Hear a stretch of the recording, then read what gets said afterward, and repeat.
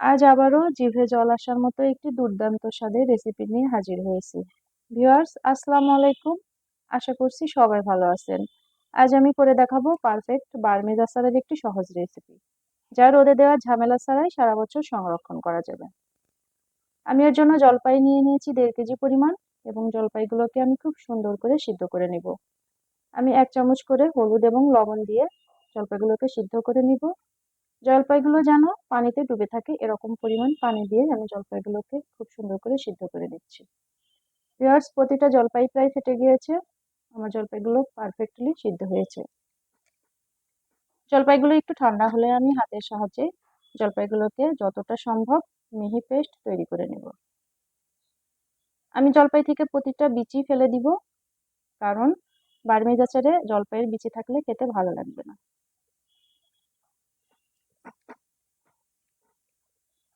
আমি জলপাইয়ের জন্য একটি স্পেশাল মশলা তৈরি করে নিব।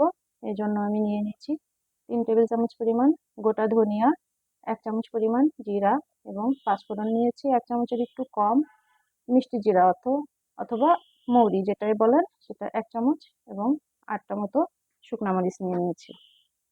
আমি এগুলোকে এখন অল্প আঁচে কিছুটা ভেজে নিব এবং আধা ভাঙ্গা করে মশলা তৈরি করে নেব। আমি আচার তৈরি করার জন্য একটি প্যানে তেল দিয়ে দিচ্ছি 1 কাপ পরিমাণ। আমি সরিষার তেলটা নিয়ে নিয়েছি। এখন আমি দিয়ে দিচ্ছি একটু তেজপাতা। সুন্দর ফ্লেভার বের হলেই আমি দিয়ে দিচ্ছি জলপাইয়ের পেস্ট। আমি এভাবে মিহি পেস্ট করে নিয়েছি। বার্মিজ আচারের জন্য অবশ্যই জলপাইটাকে মিহি পেস্ট করে নেবেন। ভিউয়ার্স, আপনাদের কাছে আমার অনুরোধ, আমার এই চ্যানেলটিকে প্লিজ সাবস্ক্রাইব করে দিবেন, এবং ফেসবুক পেজ থেকে দেখলে অবশ্যই একটু ফলো দিয়ে দিবেন।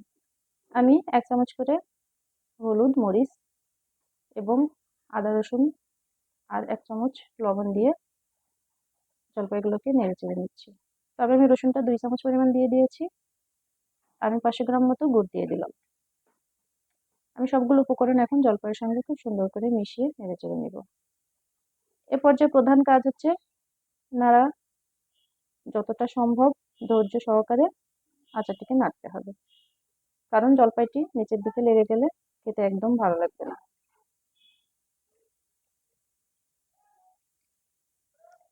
আমি মশলাটি তৈরি করে নিয়েছি। এভাবে আমি আধা ভাগ করে মশলাটি তৈরি করেছি। আমি এখান থেকে 1 চামচ পরিমাণ মশলা দিয়ে দিব। তবে আমি টোটাল 3 চামচ পরিমাণ মশলা দিব। আমি 1.5 কেজি জলপাইয়ের জন্য 3 চামচ পরিমাণ মশলা ব্যবহার করব। আমি এখন 1 চামচ পরিমাণ দিয়ে দিলাম। বাকিটা আচার হওয়ার কিছুক্ষণ আগেই দিয়ে দিব।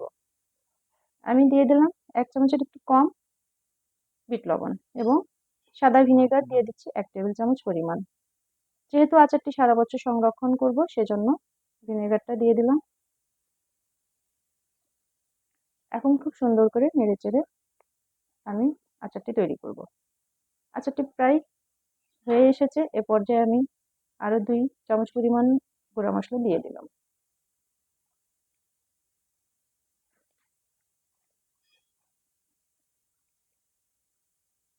যতক্ষণ পর্যন্ত আচারটি প্যানের গা থেকে ছেড়ে না আসে ততক্ষণ পর্যন্ত আচারটিকে কুক করে নিতে হবে।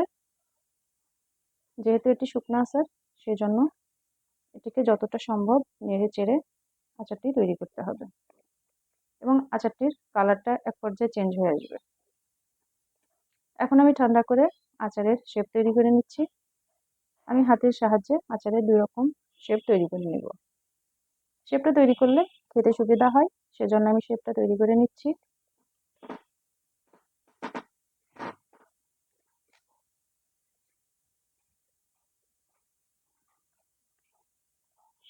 ভিউয়ার্স, আপনারা এরকম পর্যায়েও খেতে পারবেন শেপ তৈরি করা ছাড়া। আমার এই রেসিপিটা ভালো লাগলে প্লিজ একটি লাইক দিয়ে দিবেন এবং কমেন্ট করে জানাবেন।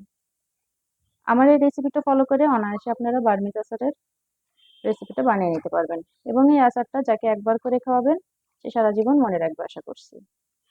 ভিউয়ার্স, আজ এই পর্যন্ত। সবাই ভালো থাকবেন, আমার জন্য দোয়া করবেন। আসসালামু আলাইকুম। আল্লাহ হাফেজ।